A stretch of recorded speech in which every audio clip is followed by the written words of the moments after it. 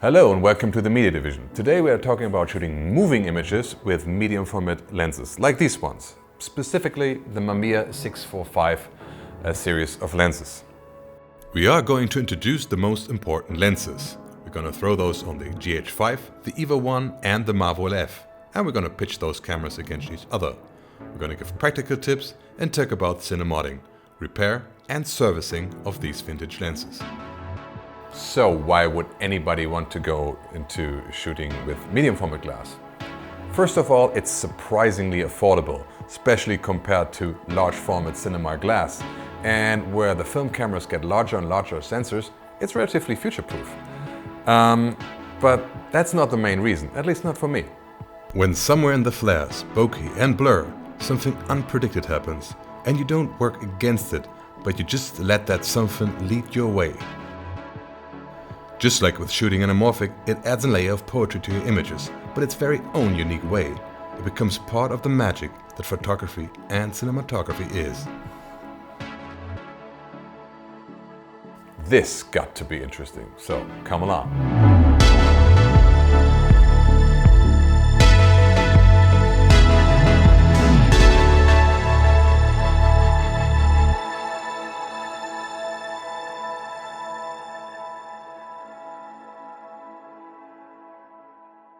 When we think about medium format, you usually think about art photography like Anton Corbijn, or maybe about the Apollo missions, which is great photos. For filmmaking, it never really played this huge role.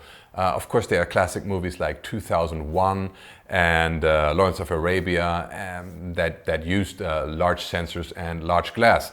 And it became more popular recently with the Alexa 65. It got a rebirth. But for the general public, it wasn't really available. Now, larger format cameras, full frame video cameras, and the mirrorless make it more accessible for a broader audience, especially when we use a focal reducer that will let us use the whole glory of the 645 lenses. I got hooked on the idea to shoot medium format photography lenses from the day I read that many scenes in Christopher Nolan's The Dark Knight Rises and of Interstellar were shot on IMAX using old medium format lenses, and here especially a modified T2 Mamiya 80mm. Doing some research, I found out that only one Mamiya medium format lens is close to that speed, and that is the Mamiya Sekor C 80mm f1.9. Even though the image cycle is slightly smaller than IMAX.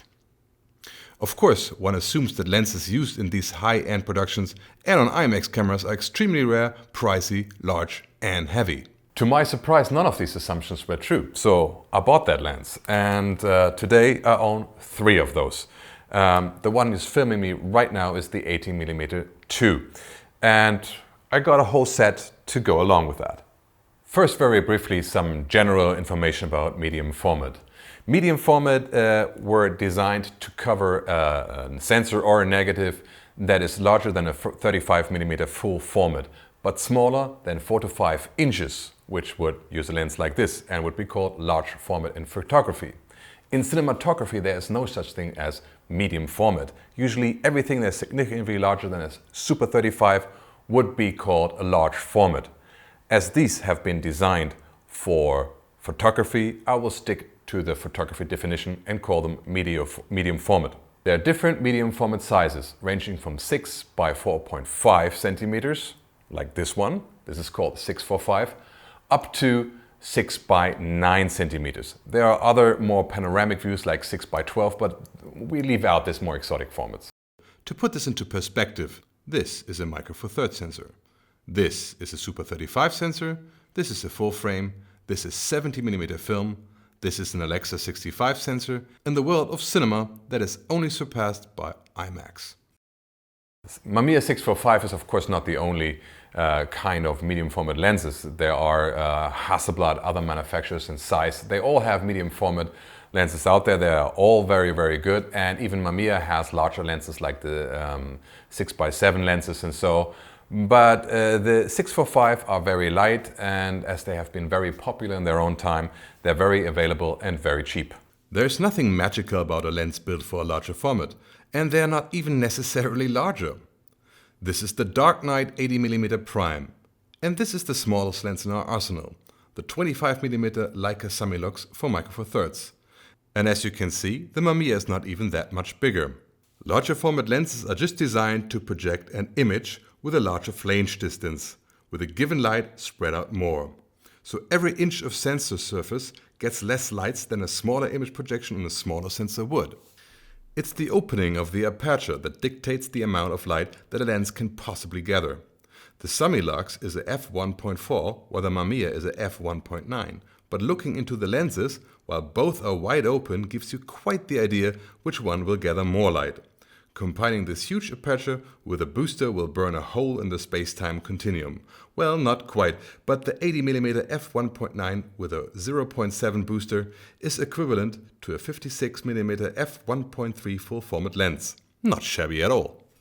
Sometimes you hear 4K ready, 8K ready, and you might think like, wow, this is old lenses, how would they ever resolve that? And of course this 4K or 8K ready is marketing diarrhea.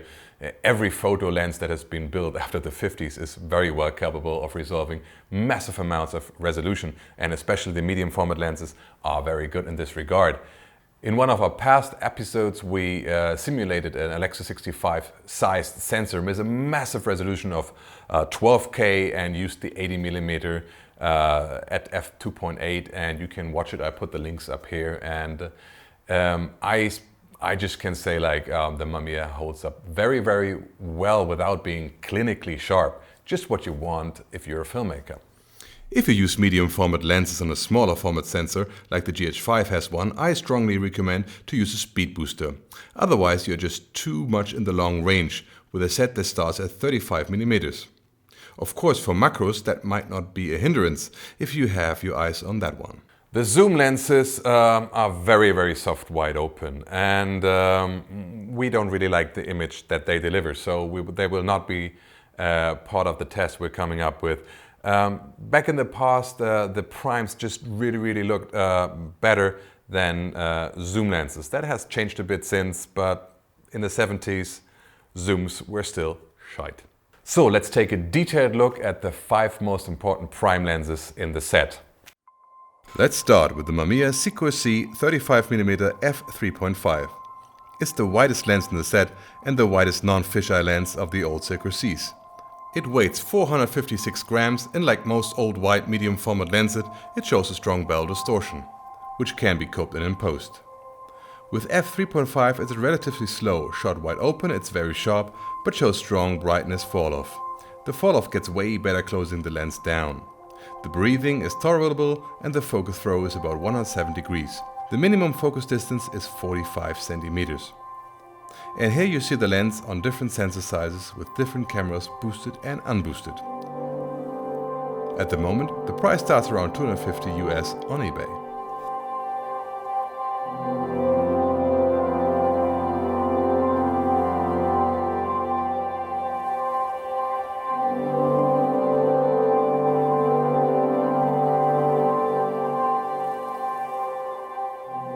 Next is the Mamiya Sekor C 45mm f2.8. It weighs 498 grams and it's very similar to the 35mm. It has quite some barrel distortions. It is fast for a medium format lens at f2.8 and sharp wide open.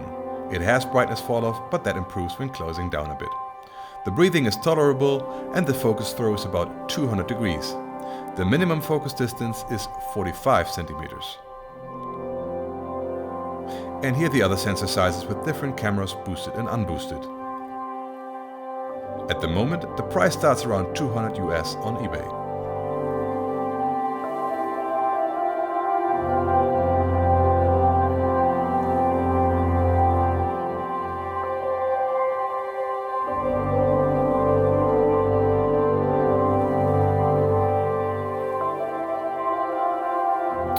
And here's the star of the set. The Mamiya Sekor C 80mm f1.9, or like I like to call it, the Dark Knight.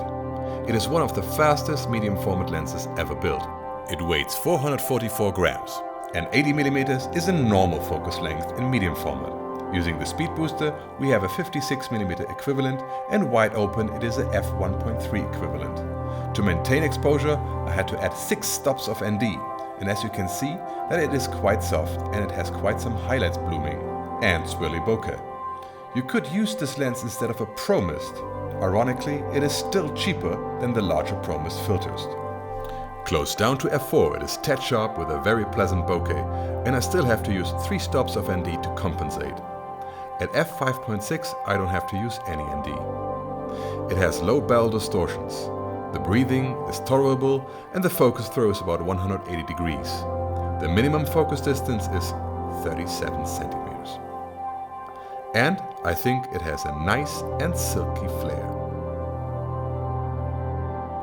The 80mm f1.9 was the lens used to shoot the constant sequences found in this video. And I have to say, I'm in love with the perspective and the silky smooth highlights roll-off that it generates in combination with the MAVO LF and the Kipon speed booster. And here are the other sensor sizes with different cameras, boosted and unboosted. At the moment, the price starts around $300 US on eBay.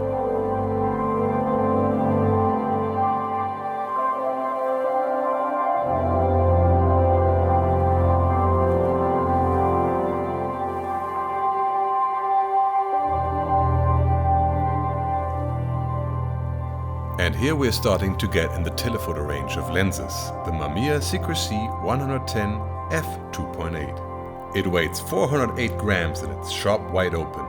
It has low barrel distortions and little fall off. Closing it down to f5.6 improves little on the already sharp image.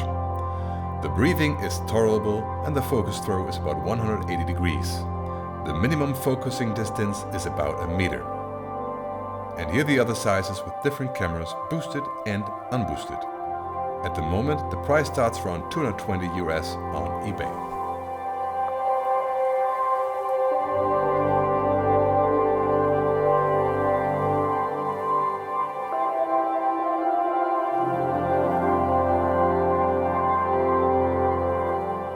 Our last candidate is the Mamiya Sekor C 210mm f4. It weighs 735 grams and is sharp wide open. If you want to call f4 wide. It has low barrel distortions and little fall off. The breathing is tolerable and the focus throw is about 180 degrees. The minimum focusing distance is 2.5 meters. Here are the other sensor sizes with different cameras, boosted and unboosted. At the moment, prices start around 100 US on eBay.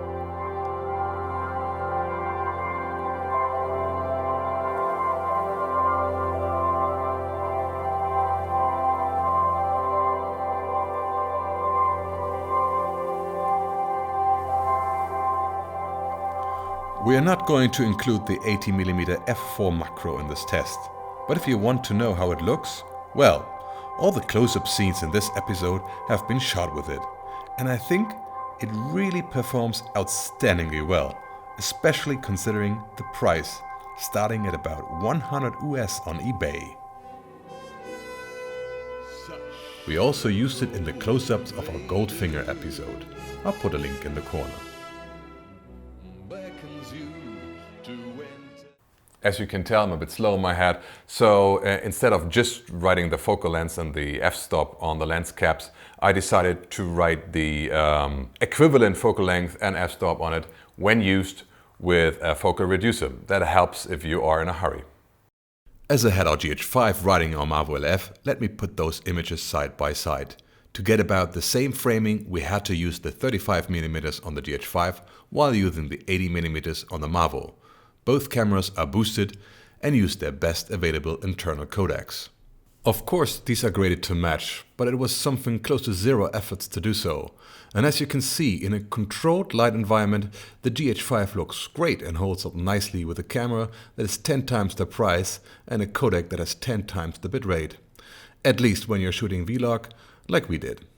My face is out of focus on the MAVO as the depth of field gets razor thin, and it doesn't matter in this context. 5K versus 6K doesn't make a noticeable difference unless you're pixel peeping. Kudos to the GH5, and if we would have used the GH4 instead of the GH5, I'm confident we would have still get about the same result. The takeaway from this is all modern cameras give you a great image. Of course, the difference gets obvious in low light and with higher frames per second. In scenes with dramatic difference in brightness, it is interesting to see how well a camera holds the colors. Here the MAVO LF eats the GH5 and the EVA for breakfast. To give you an idea how narrow the depth of field can get with medium format and how much light can be gathered, here a little extra test. The depth of field is so narrow that you will not be able to have all features of a close-up face in focus. But especially that combined with a unique bokeh will give you dreamy aesthetics. To put the scene into perspective, here is the scene shot from the side with the GH5 with the Lumix 12-35 at f2.8 and 800 ISO. This should give you a feeling on how dark this room really is, and believe it or not, this scene uses 6 stops of ND to get good exposure on the MAVO LF at ISO 800. Removing the filter shows how bright that scene is seen by the camera. Switching to the higher native ISO of 5120, well, it makes me look like one of the aliens in Cocoon. By the way, what would happen if I maxed out the ISO to 20,480? Let's see.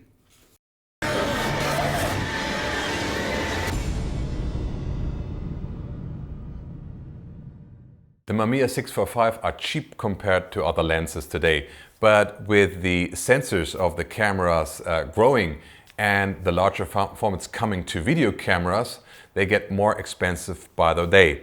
So if you're planning to build a set like that, I would suggest you do it soon. Because I expect them to have the same, it's going to happen the same what happened to the anamorphic lenses, the price will just explode. So it could actually be a quite good investment. Before we get into part 2, where we show the best way to adapt your camera, give you some practical tips, talk about Cine-Modding and repairs, as well as giving you our verdict, here's a brief announcement from us. This episode will be the first episode that is also available on IGTV. So we have a vertical and a very condensed version, so it's nicer for you to have something, what you want to watch on the bus or when you're on the road. Of course, it's always nice to come back to YouTube because this channel is all about image quality and what you can really do if you push the limits. So you might want to watch that and prepare for the main episode. Please check that out. The link is in the description and in the header of our YouTube channel. And while we're at this, please don't forget to subscribe. Are you not entertained? Are you not entertained? If you find our work entertaining and useful, Is this not why you are here? please like the video and consider subscribing to our channel. And while you're at it, bing that bell too so you don't miss any of our epic episodes. Due to the popularity and the very long flange distance of the Mamiya 645 lenses, adapters are available for about any modern mount and price range. EF, FE, L, MFT, if Super 35 or full frame, you are good with all these starting points. I will put links for some adapters and boosters in the description. If you are going to use a smaller format camera system like Micro Four Thirds, I strongly advise you to use a booster in combination with your adapter, as 35mm would be a very long lens for your widest lens. The cheap adapters are very generic, and especially in combination with a booster, they introduce a lot of wiggle. That will make using a follow focus difficult. That is why I recommend to use a better and more expensive adapter with a locking mechanism, like this one from C7. But if you're on a budget or just start with medium format, the cheap ones are fine. With a native EF mount like the Canon C cameras or with the EVA1, you have less wiggle to start with.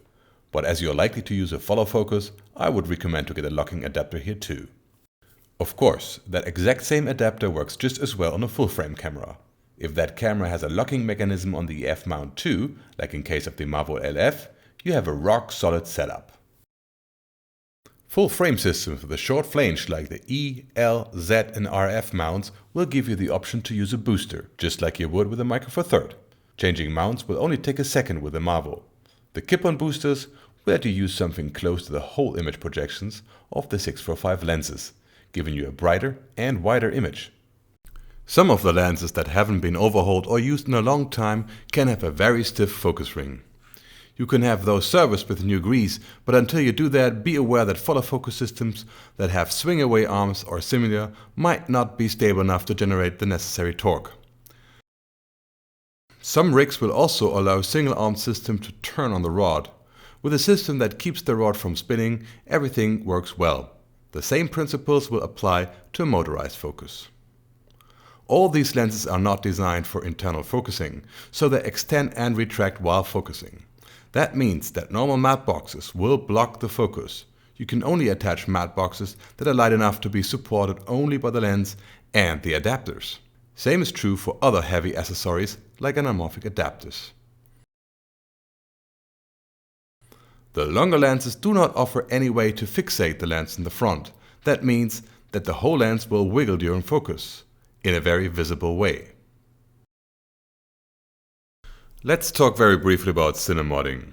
Duclos offers Cine-Modding of Mamiya's, including a switch to PL mount, to exorbitant prices. Trouble with your local customs might make these even less interesting.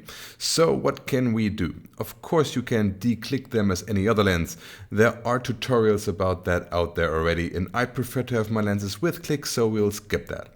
Focus gears are very important on the other hand, and only seamless ones will keep you sane. I can recommend the ones from followfocusgears.com. Sean has rings for most Mamiya lenses and they fit great. Last but not least, you probably want to have unified thread sizes. The original thread sizes vary from lens to lens, but the largest one is the one from the 35mm. It has 77mm threads, so let's just stick with that. Cheap step-up rings from Amazon will bring all lenses to 77mm. Now we can use one set of diopters, filters and so on. As these lenses are getting very old, sometimes it's very hard to find somebody to service the lenses, especially if you live outside of Japan and the US. I'm living in a major metropolitan area in Europe, and there was only one shop who was able to repair Mamiya's. And they sent the lenses right back and said like they couldn't open it and it would be too difficult. And so I had to do that all by myself, which only took me 2 hours. So much for 30 years of lens repair experience. One of the most fragile parts of the lenses are the iris blades, and I dropped one of the 80mm and the iris blades came loose. As I told you before, I couldn't find somebody to repair it, so I had to redo it myself, and I'm going to repeat the process with an open lens and a camera running so you can see how that went. And you get some interesting insights about how a lens like this works on the inside. We start by removing the front element of the lens and removing the screws that hold the cover that keeps the iris blades in place. I strongly recommend a magnetic screwdriver, as these screws are tiny. We take everything out to have a clean slate to reattach the blades in the right positions. I put in some foam to prevent the blades from falling into the lens while testing their function. Now we start to relocate each of the blades, one after the other. After every step, we test the function of the blade.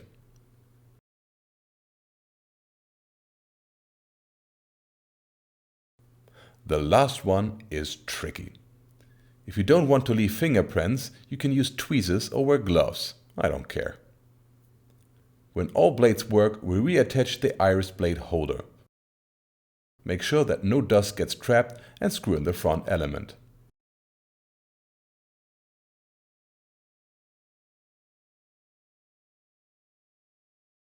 What I generally love about those lenses is that if you close them down, they're very capable and very sharp without looking clinical. It's just a very nice harmonic image that they spit out. And if you open them a bit, especially the faster ones, they get very soft and dreamy and give you a very nice and pleasant look if you're looking for that special type of look.